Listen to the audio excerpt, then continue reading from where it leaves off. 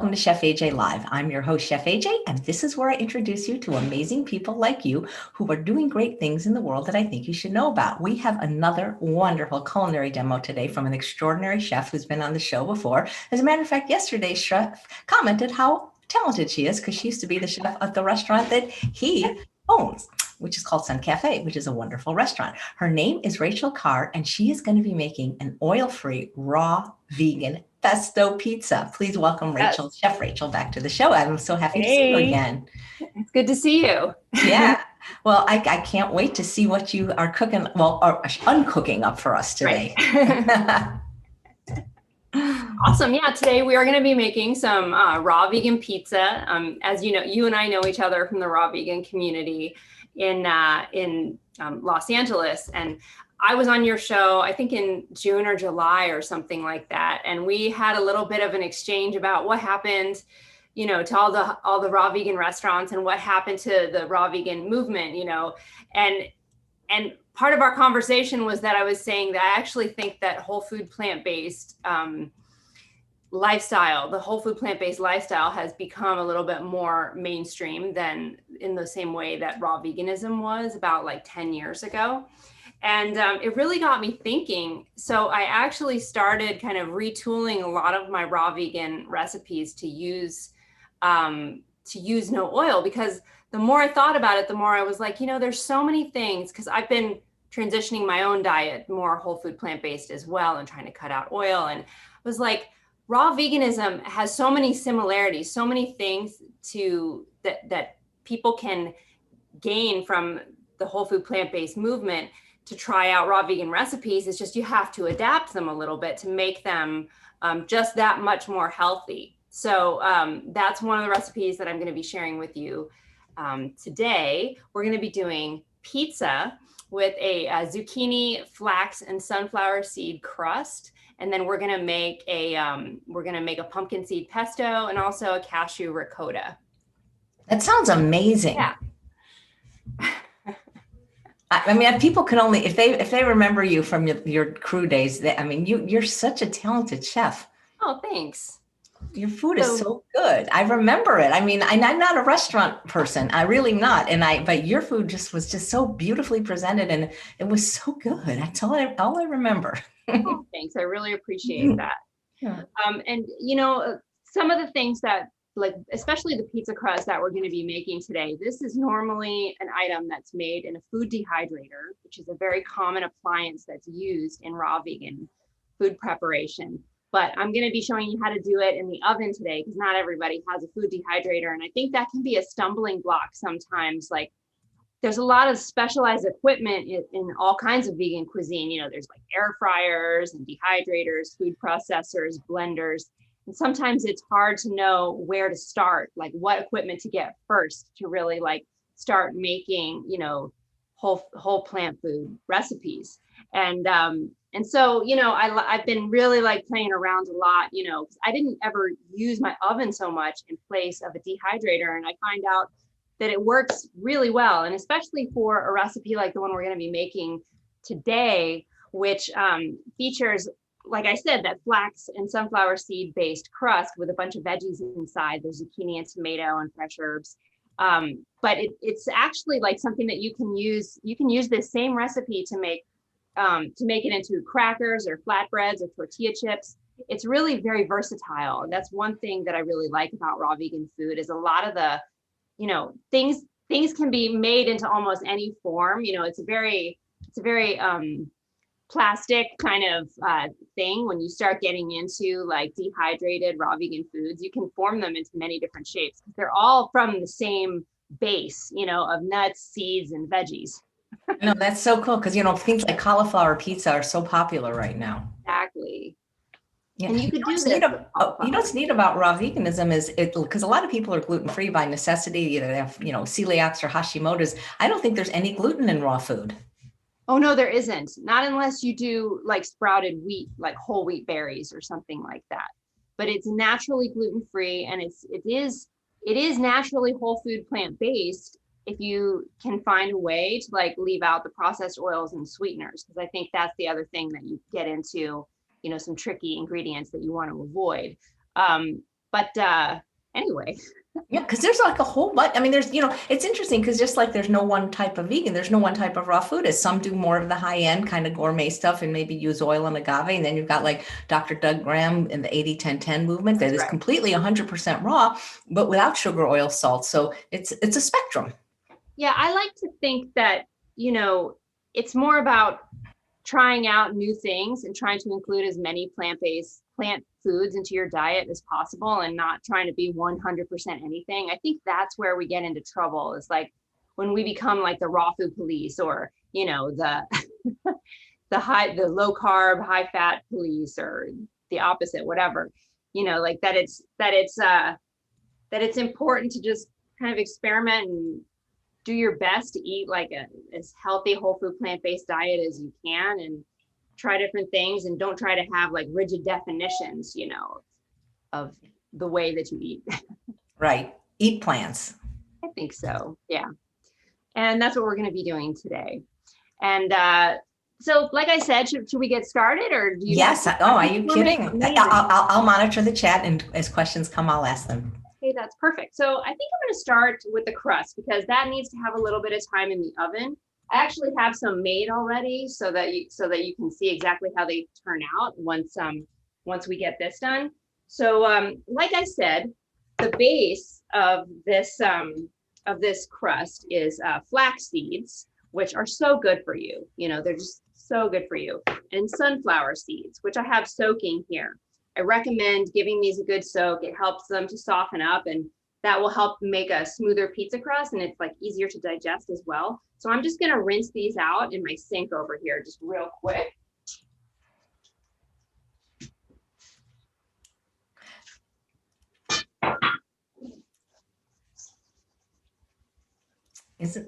Aren't you guys excited for this recipe? To be able to eat. Yep. JL says, I'm definitely curious how to find out how to make a raw pizza. Thank you for your nice comment, Susan. We're going to be using a food processor to make this today. It actually does. The food processor was, the blender was the first thing that I bought when I got into raw veganism. And then the food processor was the second. These are the two tools that I use the most often. And they're good for different kinds of purposes. I find that I like to use my blender for getting like really fine, smooth sauces. And then for making chunky recipes like the pizza crust and the pesto, and also the cashew cheese that we're going to be making in this demonstration. Those are all best done in the food processor, because it really handles like more dry recipes. And we don't want to introduce too much liquid into this recipe. We want to keep it as dry as possible so that it's easy to spread out into the pizza crust shapes. So I've got my drained sunflower seeds, and I rinsed them off really well too. You want to make sure when you soak sunflower seeds that you clean them off like after they've been soaking. So you'll rinse them and then you'll spray them down really, really well. Sunflower seeds tend to have kind of a grittiness and an earthiness to them. I don't know if you've ever noticed that. And you really want to like get any kind of dirt or dust off of them by giving them a good rinse. So we've got our sunflower seeds in the food processor, and then we need to put our flax in. Now, flax seeds, I'm going to grind this. I'm going to make this into ground flax. Usually you want to grind your flax right before you're going to use it, because flax seeds, as you know, flax oil that they sell in health food stores is sold in the refrigerated section. And that's because once the oil has been pressed, or once the flax seeds have been ground, the oil is very, very delicate and it can go rancid if it isn't kept at cool temperatures. So you want to just grind this right before you're going to use it to prevent it from going rancid. So you want to grind your flax seeds if you're going to do that, if you're going to be putting them in smoothies or on top of, like oatmeal or something like that. Just grind it right before you're going to use it. And I'm going to actually do that in my blender. This is a Vitamix, and I really love to use it actually as a grinding tool too. It's good for other things besides making dressings and sauces. You can make flour in your in your blender as well. So I use this to grind all kinds of nuts and seeds. I make oat flour in it, and I also always grind my flax in it. So I'm just going to turn this on real quick.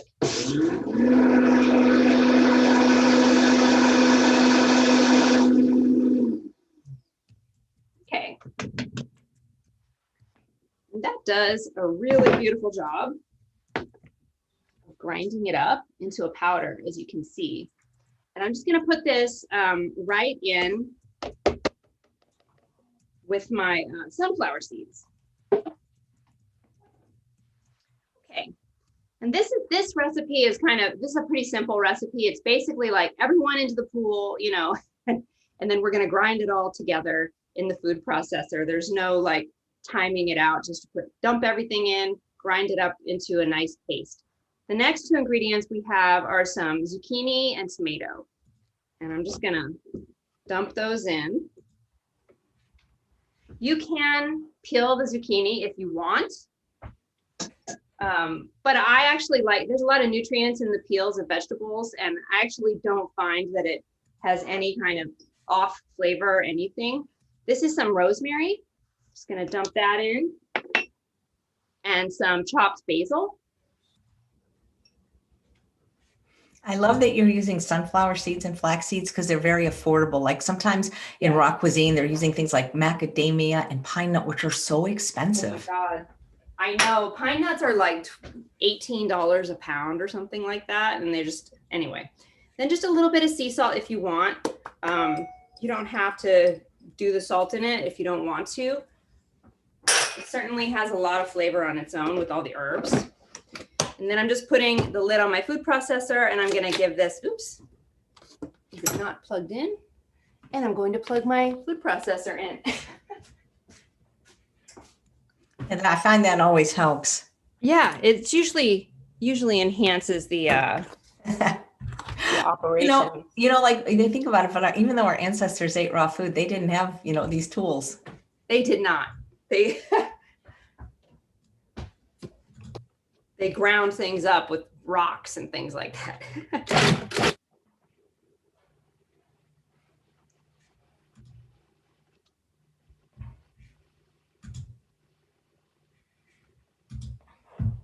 What are you going to make for Christmas dinner? Sorry, what? What are you going to have for Christmas dinner? You know, I actually don't like holiday food. I find the holidays just, I'm always like working so much usually, and I just don't want to cook one more thing. So I am just having vegetable sides this year. I got some Brussels sprouts and some potatoes and sweet potatoes, and we're going to make a salad, and I'm just going to have that. My family is going to eat, I don't know, some poultry or something like that, since they're not vegetarians even.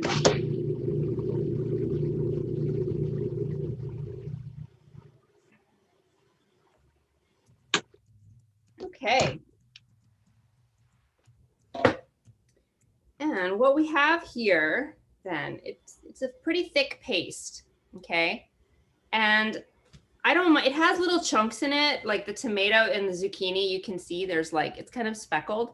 I think that's fine, as long as you don't have big chunks of vegetables that aren't ground up, because that would make like weird, you know, pockets in your pizza crust if they didn't get ground up. But if it's relatively smooth, you know, and you have a nice paste like that, then you can go ahead and we're going to spread it out onto our sheet pan.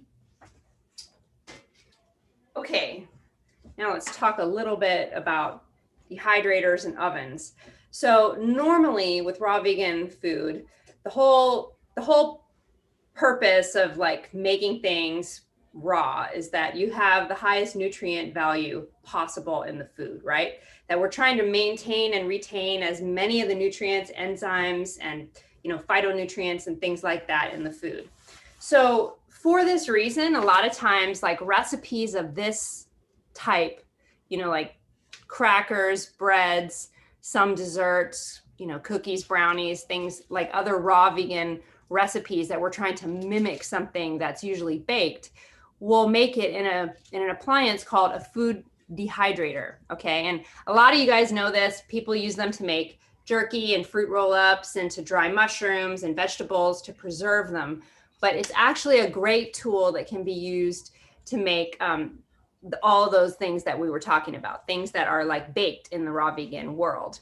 Now, the way that a food dehydrator works is it's a box with a heating coil in the back and a fan, and it basically like blows warm air over the food. It usually has like trays that come out, and what that does is it slowly dries the food and it carries out the moisture. The fan blows the moisture out of the dehydrator off over the food.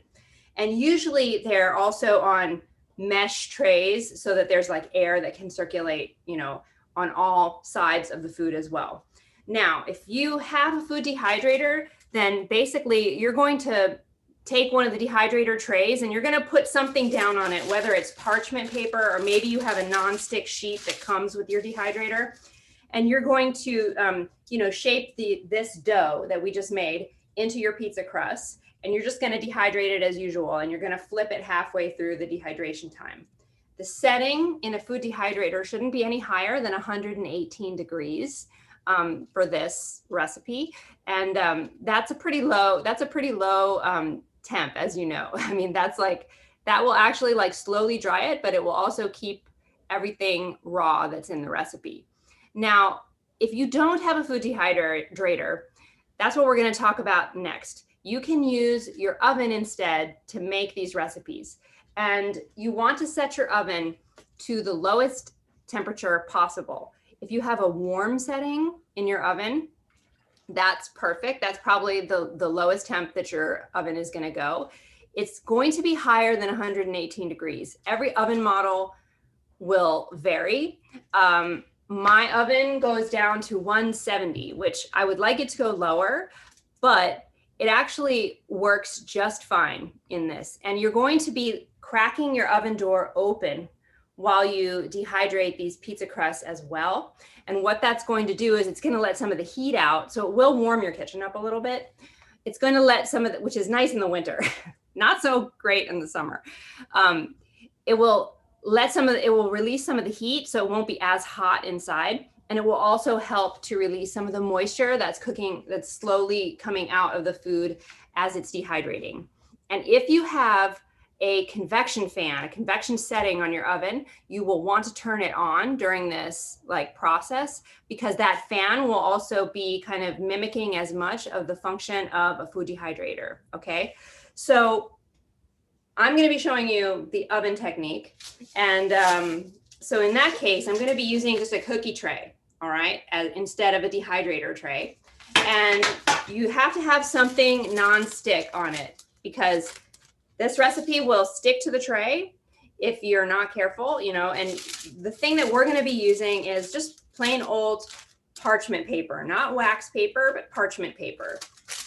And this is something that I'm sure you all have in your kitchen probably. I mean, it's a very common kind of baking paper. Okay, so I'm going to just take a scoop of this and I'm going to put it onto my parchment paper. How well can you see? I'm going to pull back a little bit. Okay, and then I'm going to be spreading this out. I'm going to be using a tool called an offset spatula. That's what this is. One of my favorites as a former pastry chef. It's indispensable. This is a baking thing. Sometimes they're a little bit more like triangular shaped. Those work fine. But I actually really like this particular one for spreading this out, because it helps me to create actually a pizza crust, like an edge. You know, it's just a little bit easier with this smaller one. And one of the great things we were talking about, that this is very, this can be made into any shape. I mean, as you can see, it's a paste, you know, we could spread it out into a whole sheet, you know, and make like a square to make crackers.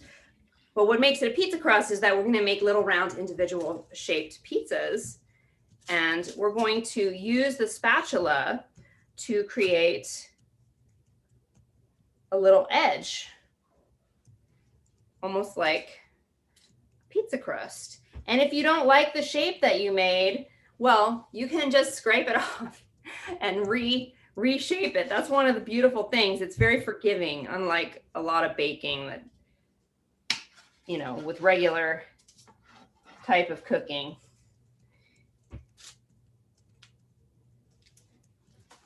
We're going to do a live cook along tomorrow from 9 a.m. to 11 a.m. Pacific time. Oh, you are? Yeah, we did it on Thanksgiving. It's like a multi-chef broadcast. Each chef has 15 minutes to do a course, and there's 7 chefs. That's exciting. It was really fun. A lot of people cooked along with us, but we're doing it earlier because the people on the East Coast complained it was too late for their holiday meals. So I go last. I didn't take a spot last time. I just hosted it, but I have a new fruitcake recipe. So that's what I'm going to be doing. And guys, if you're asking for the recipe, it's already in the show notes. So if you're on Facebook, you won't be able to see it, but on YouTube, it's already there. So please look underneath the video. It's right there. Okay. I'm just going to do one because I think it's kind of boring to watch me spread out pizza crust. And since I already have some that are done, but I just kind of wanted to, can you see how, so I spread it out. I can do this because it's on the paper. I spread it out and I used my spatula to kind of like build up a little edge. The important thing when you're spreading this out is that it's as even as you can get it and that you don't have any holes in the pizza crust dough. Because sometimes you can like scrape it with your spatula and it'll like show the bottom, and you don't want to do that. You want to make sure that it's like nice and even and round, and then you can use your spatula to like go around and shape it. And if there's like little spots where you need to go in with your hands, you can do that too. Okay. And I made, and like I said, you can do any size you want. You could do like an entire sheet and do like a pan pizza, or you could do like get a bigger sheet pan and do like more like 10-inch size pizza crust, whatever you want.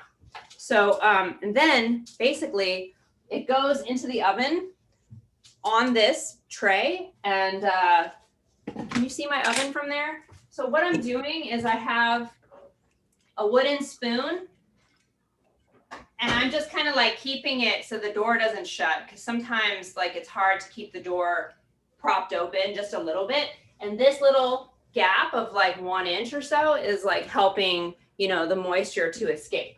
All right. So, and then I have, these are ones that I made earlier. They're so cute. Yeah. And like I said, you can, one of these is much more dry than the other for some reason. But anyway, so you'll put this in the oven and you'll, you know, do like I said, you know, keep your door cracked open, have it set at the lowest setting or your warm setting, whatever it is that you're using. And it'll be about like an hour or so, hour to 2 hours on each side. And you need to flip them in order to dry out the bottom of these pizza crusts. And the parchment paper comes really in handy at that point, you know, because what you're going to do is when you take it out of the oven in the halfway point, like after about 2 hours, you're going to just flip the paper over and peel it back. Okay. Peel it back off the pizza crust. And then you can just put them straight onto the tray with the more done side facing down so that it doesn't stick. And then that will give the oven a chance to like dry out the bottom part of the pizza crust. Okay. Yeah. Gina says you're a great teacher. Oh, thanks. Did you ever get the balsamic vinegars from the first time you were on the show? Didn't. You didn't? I wish. Did I? No, I definitely want some now. I was just traveling a lot. I think that's why. Okay, but did you not respond to my email, or did I forget to ask you what flavors you want? Because we'll definitely. I think I said I'm traveling and it's really hard for me to like receive packages, you know. Okay, so but maybe you can now. Maybe I definitely can. Yeah, no, I'm here in St. Louis, and definitely I'm like doing a bunch of stuff here, so I'm not going anywhere for a while. So I just want to show you also something that is kind of cool about this baking, you know, this slow dehydration process. And that is, depending on how you like it done, this is a very forgiving process. Because it takes so long. It takes about 3 to 4 hours in the oven and about maybe like 5 hours in your food dehydrator because it's a lower temperature. But if you like a more flexible pizza crust, like this was one that I took out, it's still kind of a little soft. You can do that by just taking it out a little bit earlier out of the oven. If you like something a little bit more crisp, like a cracker, you can see that this is like kind of more crunchy. These are ones that I made earlier. And this is actually great. Like you can have this just like with cheese, like cheese and crackers. It's that thing that we were talking about earlier about how versatile a lot of these recipes are, like you can turn them into crackers, you can turn them into tortilla chips, you can, spice them different ways. It's really like hard to mess up. I find it to be a very easy, it's actually a very friendly kind of cuisine for beginners, even though it's very different for most people. It's not something they're familiar with, but it's not like technically hard to do. It's like a lot easier than regular baking, for instance. So anyway, so that's just wanted to show you that.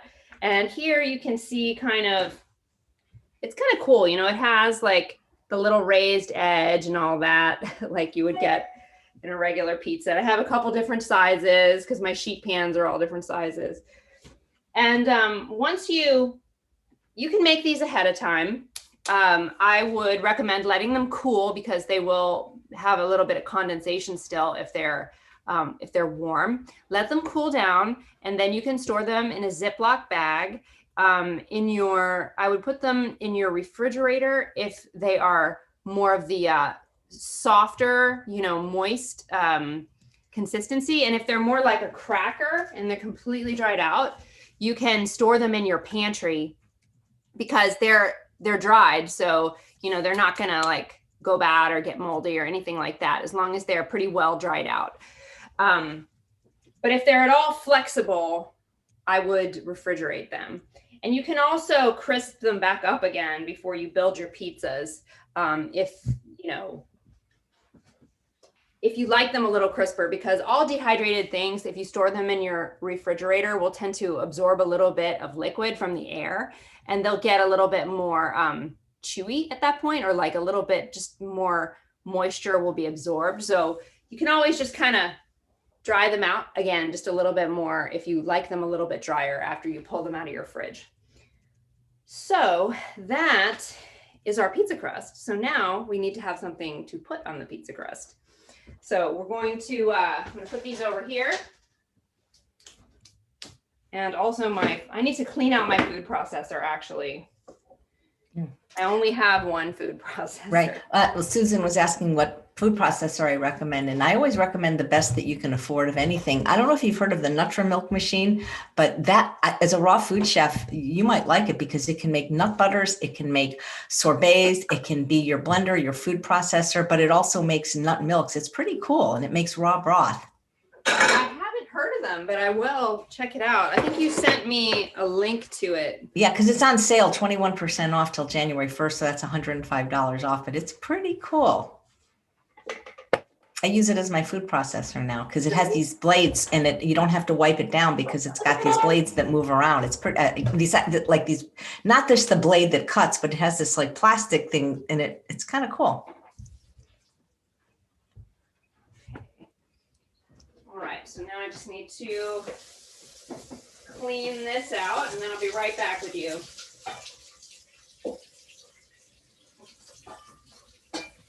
Don't you wish you had somebody to do that for you? Every time I'm teaching a class, I always think, God, it was so great when I, used to teach at culinary schools because somebody else would do that.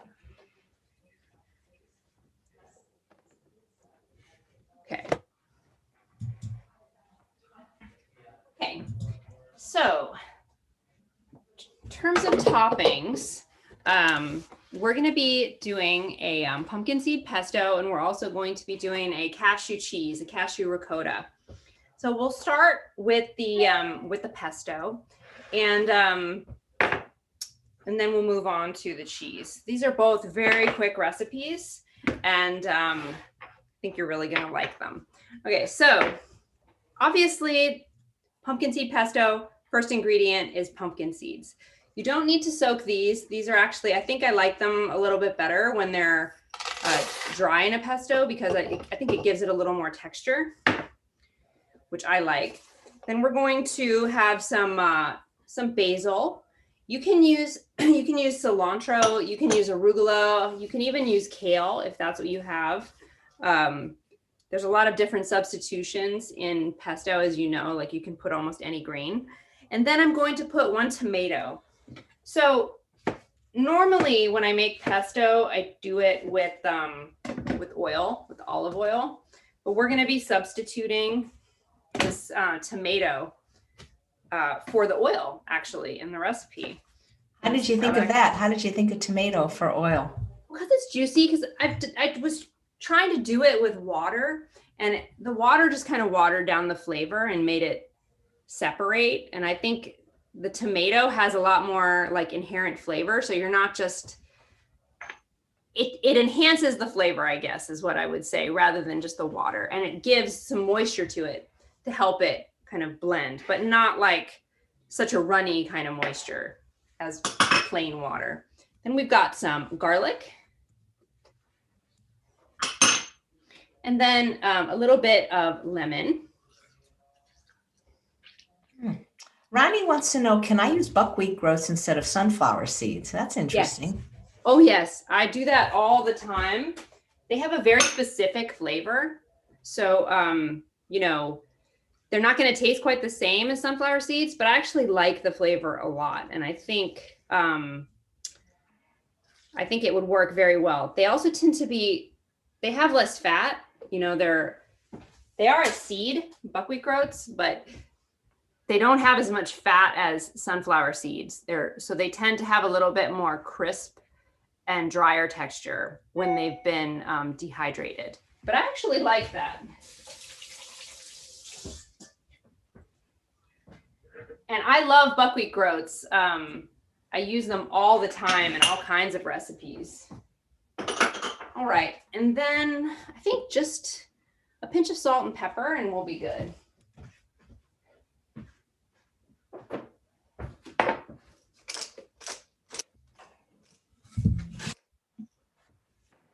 Got caught drinking my pot liquor. By the way, I don't know if I'm wearing purple and it's showing up as black, but Sharon McCrae gave me these beautiful earrings for the holidays, and they're made out of vegetables. I don't know how this lady does it. She makes parchment out of fruits and vegetables. It's very cool. I've seen people making leather out of pineapple. You ever seen that? That's neat. Yeah, they make shoes out of it and stuff. Okay, I'm going to turn my food processor on.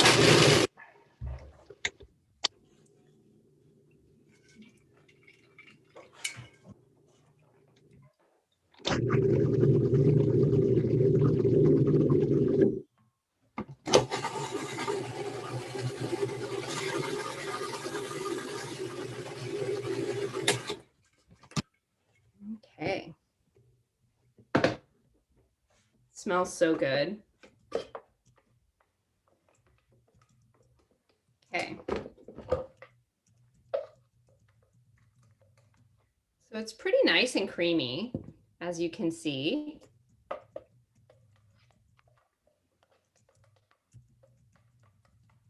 And it's still nice and thick. Like that's one of the things. All right. So let me get a container for that. And where is a container for that? Oh my gosh. Try not to break everything in my kitchen. Perfect.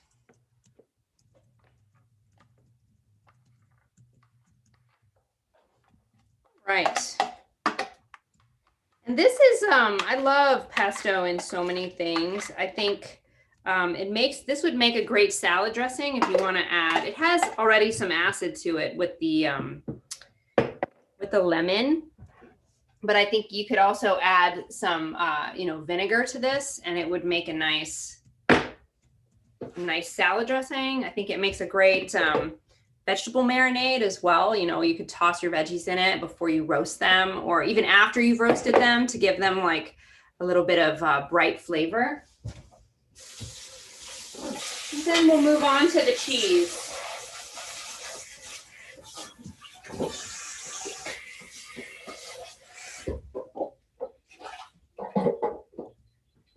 Okay. So that was our pesto. Got that already. And the next recipe is a cashew ricotta. Okay. So like the sunflower seeds, cashews are best when they've been soaked a little bit. Okay. They really like soften up so beautifully. They're amazing. I love cashews so much. They're one of my favorite nuts to work with, and they make beautiful cheese, and they absorb the liquid from the water, and it helps make them more digestible. And it also helps to make that creamy consistency that you kind of associate with like cashew-based sauces and cheeses. So I'm gonna rinse those off. I'm going to take these over to the sink, drain them.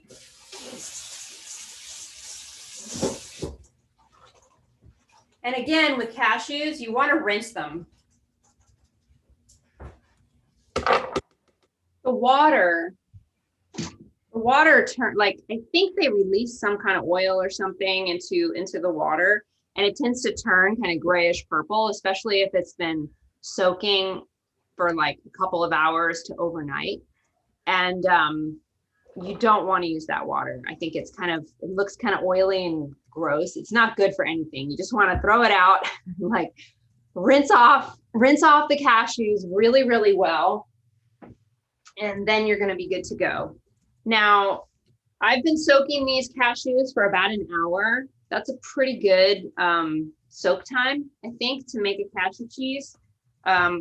But you can soak them for longer. You can like put them in a container in water in your refrigerator the night before, and then they'll be beautifully soft if they've soaked overnight. If you're in a hurry, you know, let's say you want to do a cashew recipe right then and you forgot to soak your cashews, what you can do is boil some water and pour it over the cashews and let them sit for about 15 minutes while you get your other ingredients together. And then it'll be just like they've been soaked for a couple of hours. There's something about the hot water that, you know, when it absorbs it, that really, really softens them up nicely. Okay, so I've got my food processor set up here, and we have the cashews in there, and I'm gonna add some nutritional yeast. I think I forgot to add the nutritional yeast to my pesto because I have an extra container of it here. So I'm gonna mix that into the pesto in a little bit. But I'm putting nutritional yeast for flavor, for cheesy flavor in the cashew ricotta. Then I have some lemon juice here. I'm gonna add that. That gives it kind of the sharpness of the cheese. And then I have a little bit of sea salt that I'm gonna add here. And you can do the sea salt to taste, you know, so that you add as little as possible if you wanna go that route. And then I'm putting the lid on my food processor, and then I'm just gonna process this a little bit.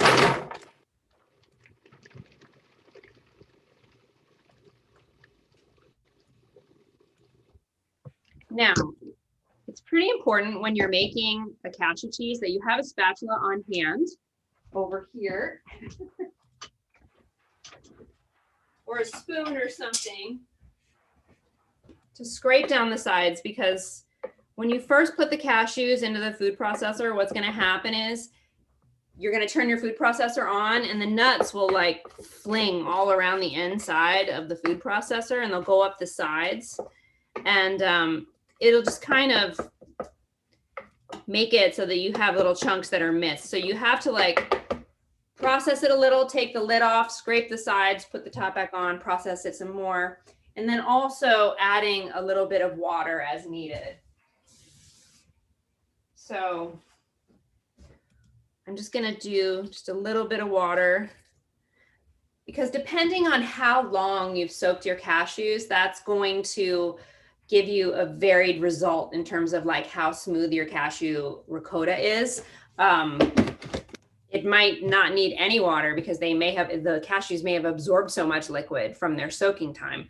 But if you soak them for a short period, and I would say the hour that I've been soaking them is like on the shorter side, they may be a little bit more dry on the inside. So when you start processing them, you'll need to introduce a little bit more liquid in order to like get the creamy consistency that you're looking for. So I'm going to process these again.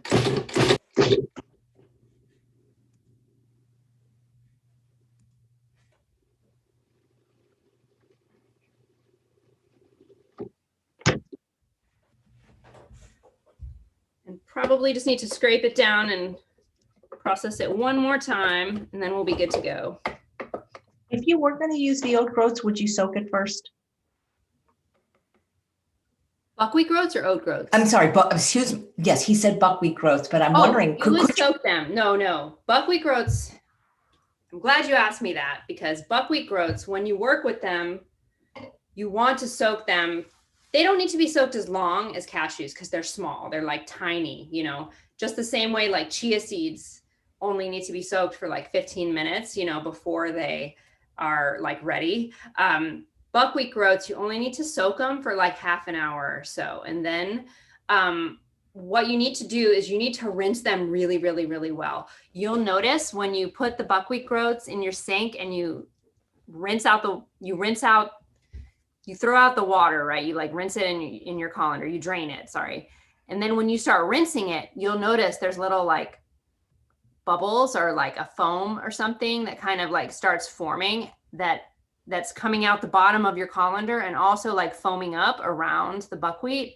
I'm not entirely sure what that is, but you don't want it. Like you want to rinse and rinse more than you do other things. You want to rinse until the water is clear and all of that, the bubbles are gone, because they taste bitter. That's why. Like whatever that is that's being released into the soak water is bitter tasting. You want to rinse it really, really good. Okay. God, we're very clumsy today. Question, what can you substitute for the tomato if you can't have tomato? In the pesto or in the? Probably both, maybe. Probably both. Well, I gave oil for the recipe. So if you're eating oil, you can put olive oil in your pesto. If you don't eat oil, you could just do water, I imagine, you know, like instead of tomato, I would just add it little by little. And for the pizza crust, you can just add almost any vegetable. I mean, really, you could do more zucchini if you wanted, you know. But it's basically like any veggies could go in there. You know, you could do carrots, you could do eggplant. I mean, almost anything. You could do sweet potato, pumpkin flesh, like so many things. I'm just gonna run this one more time.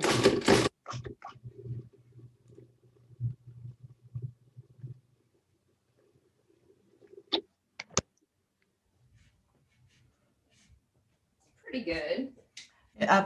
Question if you can use the cashew ricotta for other things like a lasagna? Oh, yes. Yes, you can. I've used it to make lasagna so many times in the past and it works beautifully. But could you use oat groats? Because I actually have oat groats in my house and flax seeds. I just don't have sunflower seeds right now or oat groats to make the crust? Yeah, do you think it would work? To make the pizza crust, you could use oat groats. Yeah, yeah. I would say.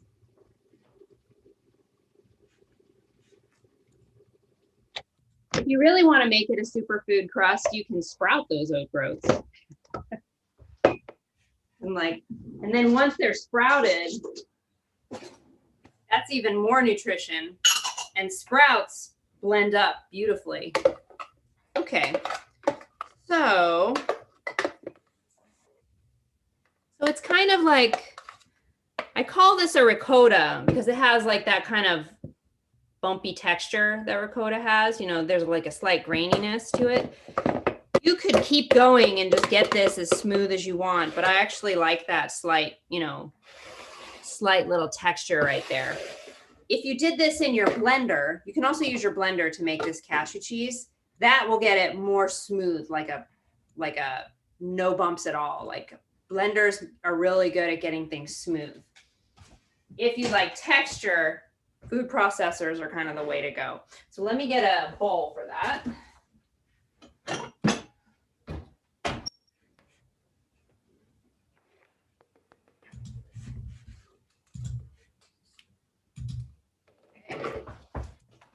Don't forget to come back at 2. Huh? Oh, I was telling people, don't forget to come back at 2. We have a bonus show today. Okay. Here we go. So there's our cashew cheese. And we're almost ready to build that pizza. So I've got my cashew cheese in this bowl. Now I've also cut up some herbs. I like to add the herbs after I've processed it because otherwise it'll turn your cashew cheese green if you just like stick the herbs in the food processor. So this is chopped basil. And I'm just I love the kind of fresh flavor that it gives to the cashew cheese.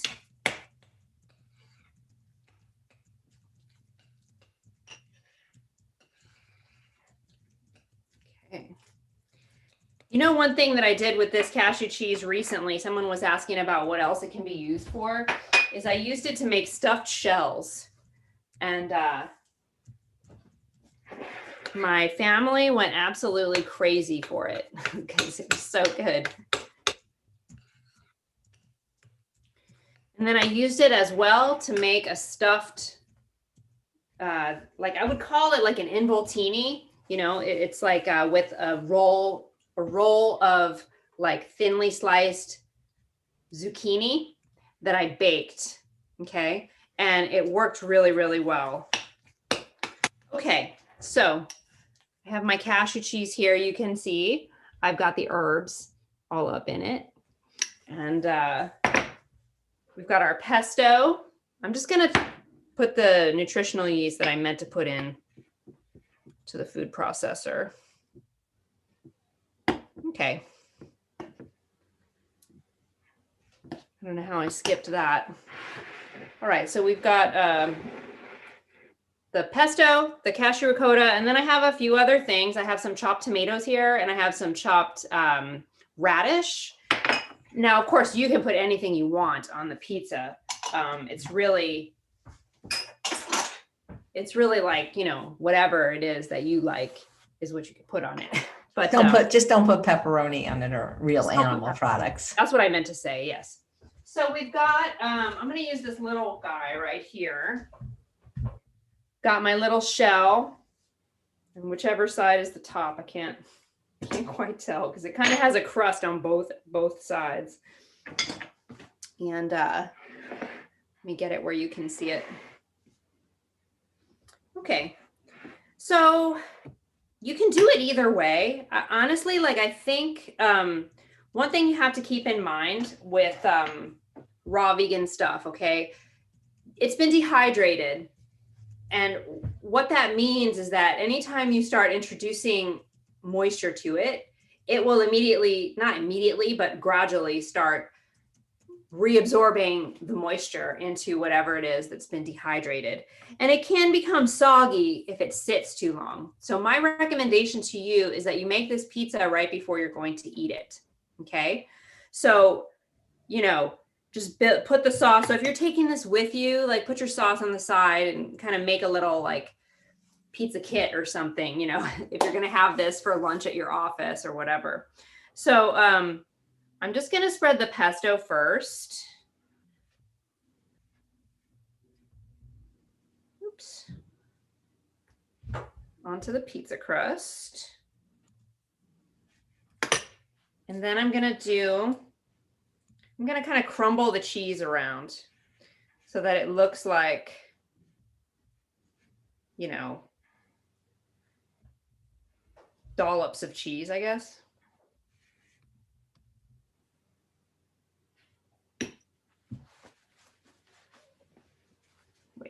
drop some pesto there. And then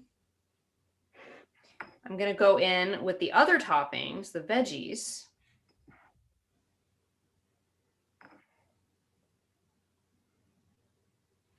And I don't know, it's good to like kind of spread them out evenly. I worked at a pizzeria for 2 years. I was running a vegan pizzeria in Los Angeles. And, you know, spreading things out nicely on a pizza is a little bit of an art form. Want to kind of like get a little bit in every bite. Like that's very important. And then you can top it off with salad greens or fresh herbs. I have a little bit of basil here, and I'm just gonna, this is a very herby dish with all the herbs that we have in the crust and the cheese and then the pesto.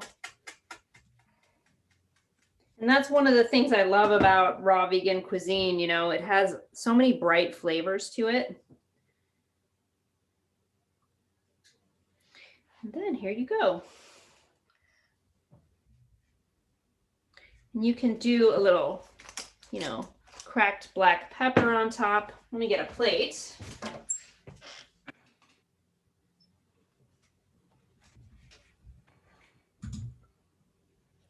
And as you can see, it's a little pizza. You can also do pepper flakes. I mean, really, you can do whatever you want, but you know. And then to slice it,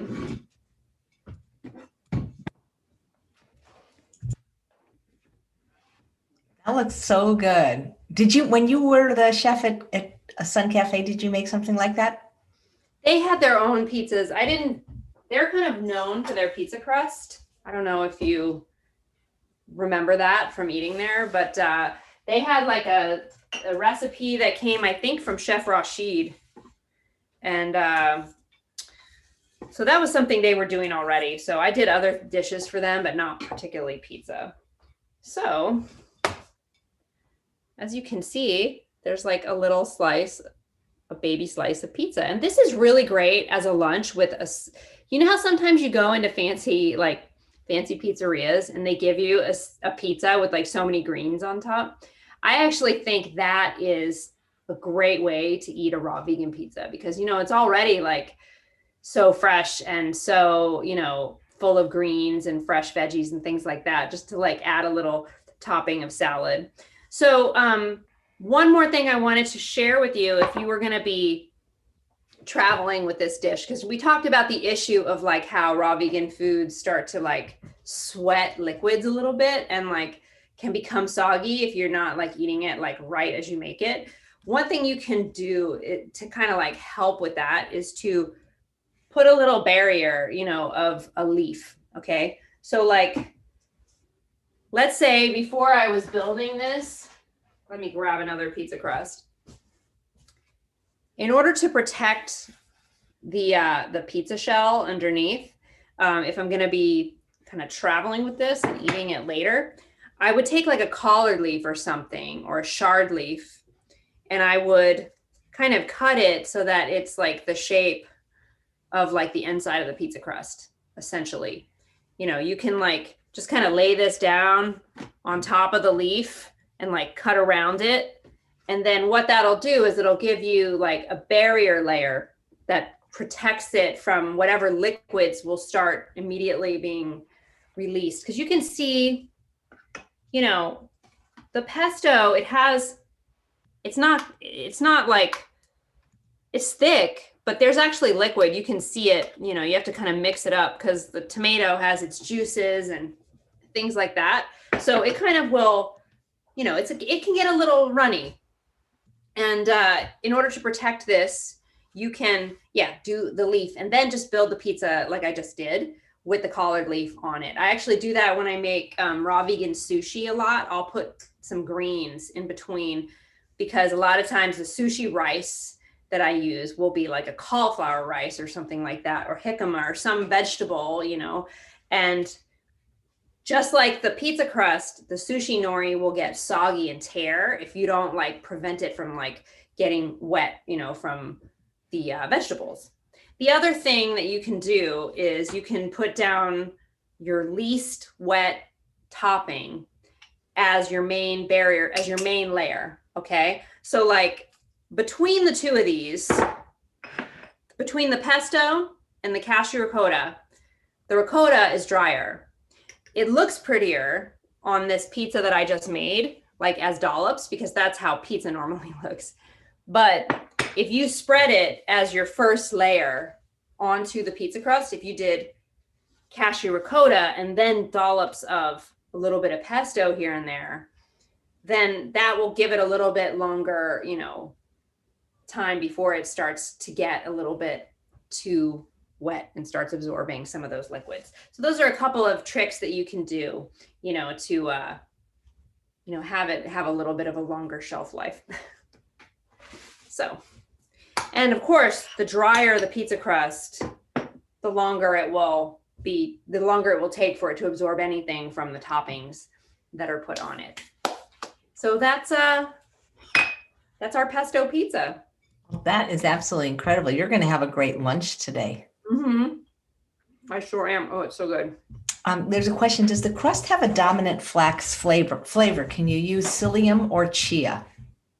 Oh, you can absolutely use chia. If you don't like flax, chia is a great substitute. It works exactly the same.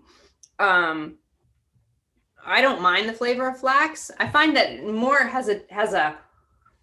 I find that there's more of a flax texture than a flax flavor. As I'm taking a bite of this, I mean, the main flavors that I'm noticing are the pesto. Wow. And the cheese. That is amazing. And you stay so slim. I just can't. I wish I could eat like high fat foods like that, but you just have a good metabolism, exercise a lot, or just don't eat that much? I don't know. I mean, in terms of, like, you're absolutely right. Like, these are higher fat foods. I mean, I didn't put oil in them, but nuts and seeds and cashews, those are some of the more like calorie rich foods out there. So obviously this would be a food for, a party. It's like party food, even for raw vegans. This is like something you make when you want to have something a little bit different, something a little bit special. You're having people over, something like that. But I don't know. Do you completely avoid seeds and stuff? I do have chia seeds, but I haven't eaten any fat in like 8 years, and I couldn't lose weight until I stopped. I think people are different, though. I do, but I mean, I just look at you and I'm like, oh my God, give me that pizza, girl. I used to love that kind of stuff. Oh my God, the raw pizzas, the raw lasagnas. Mm-hmm. Just because I went to raw culinary school. That's the kind of stuff we made. You went to raw culinary school? Yeah, I went to Living Light. I graduated. Living Light? I graduated. Yeah, and then I became a pastry chef. At a restaurant in LA. I graduated 17 years ago. As a matter of fact, Sherry Soria was just on the show a couple weeks ago. I love her. Yeah, she's wonderful. Well, wow. I had the pleasure of giving a presentation like early on in my, career as a chef at one of their Vibrant Living expos. I forget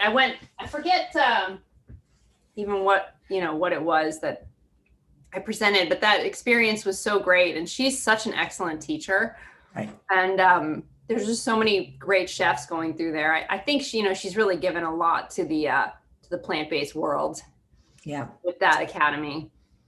She absolutely has. And you are just so talented. And I really love to watch you because you're just so creative. Oh, thank you. Yeah. Well, thank you for coming on. And you always have a spot. When there's a spot, I'd love to have you back because people love your presentations and they're saying how much they enjoyed it. And thanks, guys, for watching another episode of Chef AJ Live. I hope to see you back here in a couple of hours. We have a bonus episode. The first time so far, one of the guests on the show has passed away, and we're going to have a tribute show to the doctor that has passed away. So it's not going to be sad. It's going to be inspiring what we learned from her life. So come back at 2:00. And if I don't see you, Merry Christmas. Thanks so much, Rachel. It's always a pleasure. Merry Christmas. Happy holidays. Thank you so much. Take care.